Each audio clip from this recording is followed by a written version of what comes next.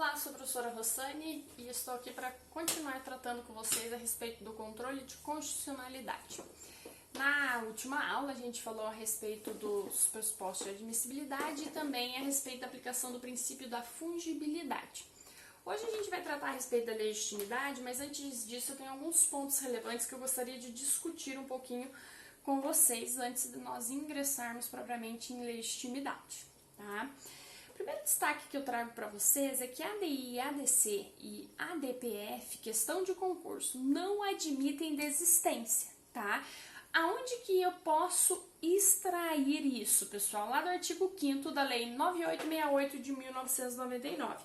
Então, lá no artigo 5º da Lei 9868 de 1999, ela traz para nós que não se admite a desistência, tá?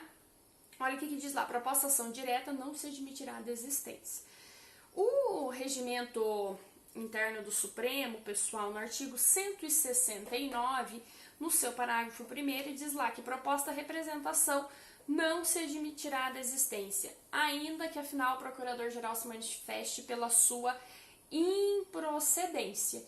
Então, veja bem, a previsão ela se encontra tanto no dispositivo do artigo 5º da Lei 9868, como também no próprio regimento interno do STF, tá? Onde que está isso lá no regimento interno? Artigo 169, parágrafo 1º. O ministro Celso de Mello, quando ele analisa essas questões, ele diz que o objetivo, pessoal, é fazer prevalecer o interesse maior da Constituição. Por isso que não se admite a desistência, pois senão isso poderia ficar vinculado a questões meramente políticas, deixando de lado o escopo, o interesse principal desses instrumentos, que é garantir a supremacia e rigidez da Constituição. Por isso que o ministro Celso de Mello diz que o objetivo é fazer prevalecer a autoridade maior da Constituição, tá? Outro ponto de destaque, pessoal, que eu julguei necessário tratar com vocês, é que a ADI, ADC e a ADPF, pessoal, elas não admitem a assistência. Isso também é extraído do regimento interno do Supremo, pessoal. Onde que está isso no regimento interno? No artigo 169, mas agora no parágrafo 2º, que diz lá que não se admitirá assistência a qualquer das partes, tá?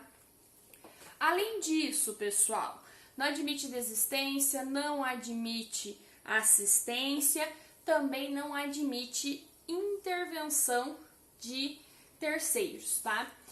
Nesse aspecto, pessoal, eu preciso destacar com vocês alguns pontos. A intervenção de terceiro, ela não é admitida e está expressa no artigo 7º da Lei 9868. Acompanhe na legislação comigo, vocês vão observar que lá diz assim, que não se admitirá a intervenção de terceiros no processo de ação direta de inconstitucionalidade.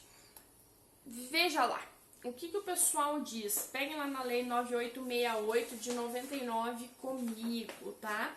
Lei 9868 de 1999, artigo 7º. Veja lá. Destaque para o parágrafo 2º, tá? Os autores têm entendido que há possibilidade de amicus curiae, tá?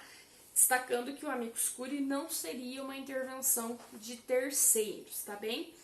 Vamos observar aqui o que diz lá no parágrafo 2º do artigo 7º. O relator, considerando a relevância da matéria e a representatividade dos postulantes, poderá, por despacho irrecorrível, admitir, observado o prazo do parágrafo anterior, a manifestação de outros órgãos ou entidades. É isso que está na legislação. O professor Marcelo Novellino, o Fred Didier e o próprio ministro Gilmar Mendes, com base nessa disposição do artigo 7º, parágrafo 2º da Lei 9868, entendem que a figura do amicus curiae não é hipótese de intervenção de terceiros, sendo admitida expressamente diante da disposição do parágrafo 2º do artigo 7º, tá?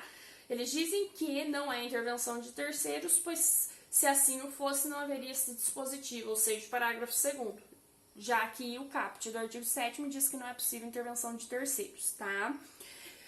Parte da doutrina e alguns ministros do Supremo, isso merece destaque, entendem que, na verdade, a figura do amicus curiae, ela se trata realmente de intervenção de terceiros, tá? Em que pese haja a possibilidade de sua admissão diante desse permissivo que existe na Lei 9868. Isso, então, merece um parêntese aqui, porque há esta controvérsia no meio acadêmico, tá bem?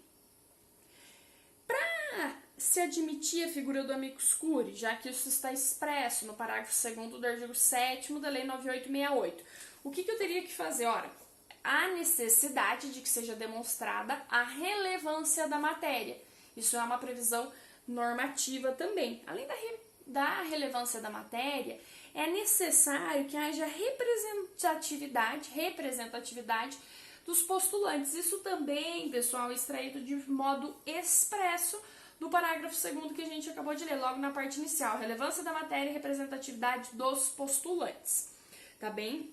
Ou seja, daqueles que desejam fazer parte como amicus curiae. O que nos interessa aqui?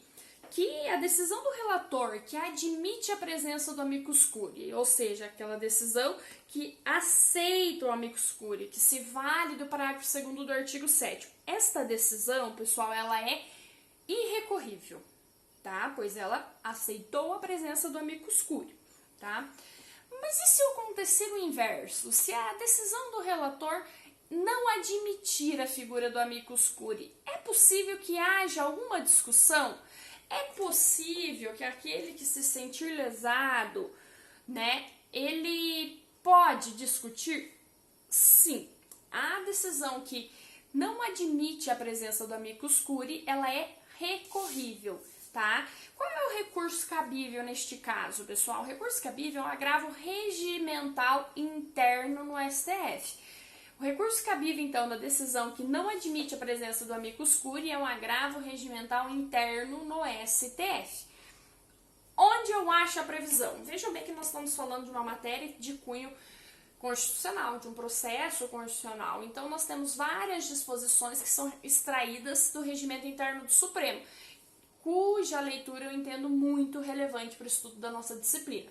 Então, peguem lá o regimento interno do Supremo e deem destaque para o artigo 317, o qual diz que, ressalvadas as exceções previstas neste regimento, caberá agravo regimental no prazo de 5 dias de decisão do presidente de turma ou do relator, que causar prejuízo ao direito da parte. É daí que a gente tira a previsão legal para que haja a possibilidade de interposição de algum recurso diante da inadmissão da figura do amicus curiae. Recurso este, agravo regimental interno para o STF, tá?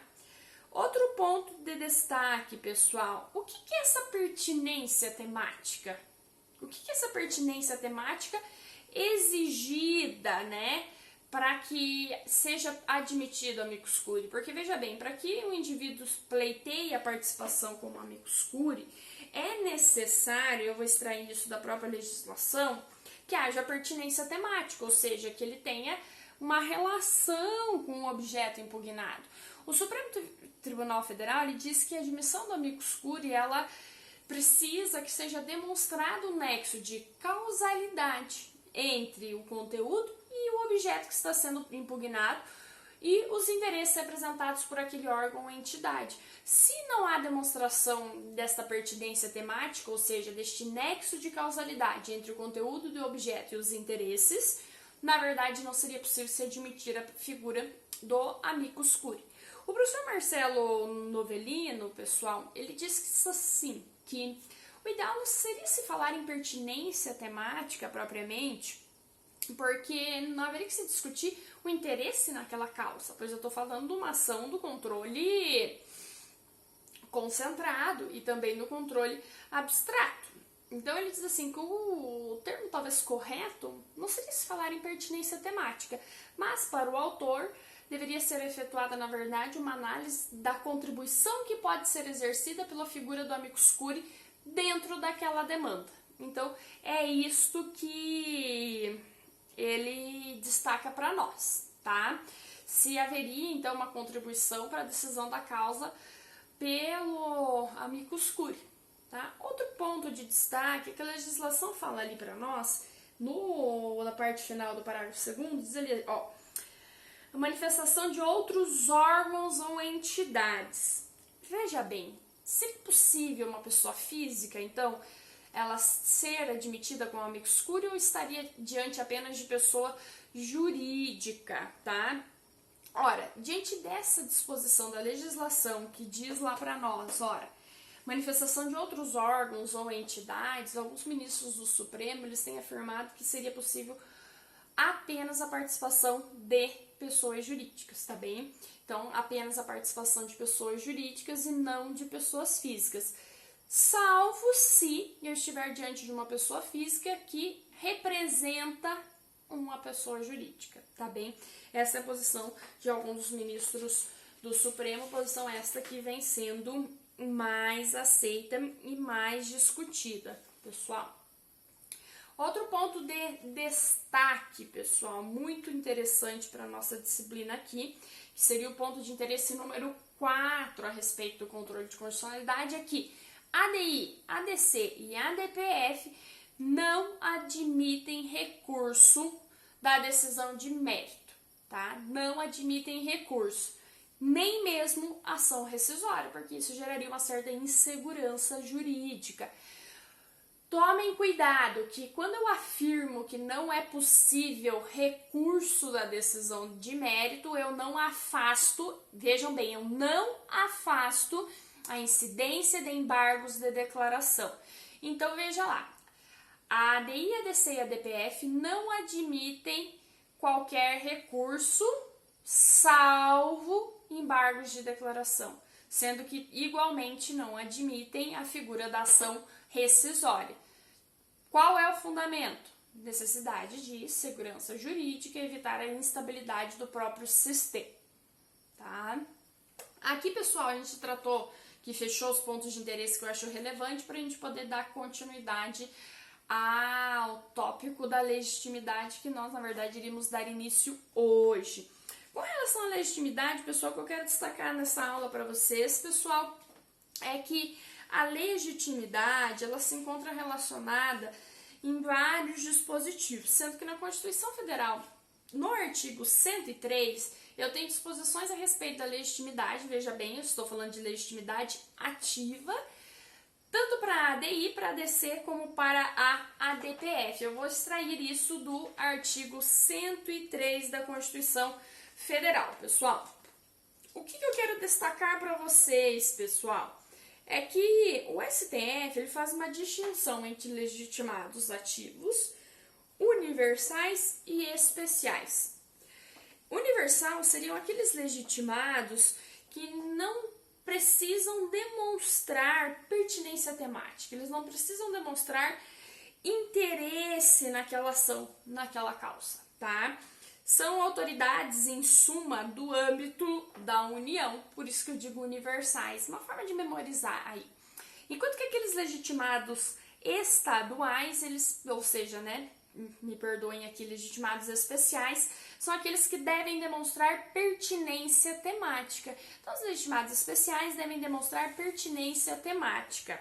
São autoridades, portanto, em síntese, do âmbito estadual, mas a gente vai tratar especificamente desse assunto porque nós vamos ver que há algumas exceções, como, por exemplo, confederações sindicais e entidades de classe do âmbito nacional, que são a gente está tratando de órgãos que não estão dentro do âmbito do Estado, mas que precisam demonstrar pertinência temática, sendo legitimados especiais, tá? Outro destaque que eu preciso ter com vocês é que estes legitimados do artigo 103 da Constituição Federal trata-se de um rol taxativo, de um rol fechado, ou seja, eu estou falando de números clausulos, tá bem? Na próxima aula a gente vai desenvolver mais a respeito da legitimidade e tratar a respeito de todas as controvérsias que existem dentro deste ponto, pessoal. Se inscrevam no canal, ativem o sininho e deem um like se vocês gostaram.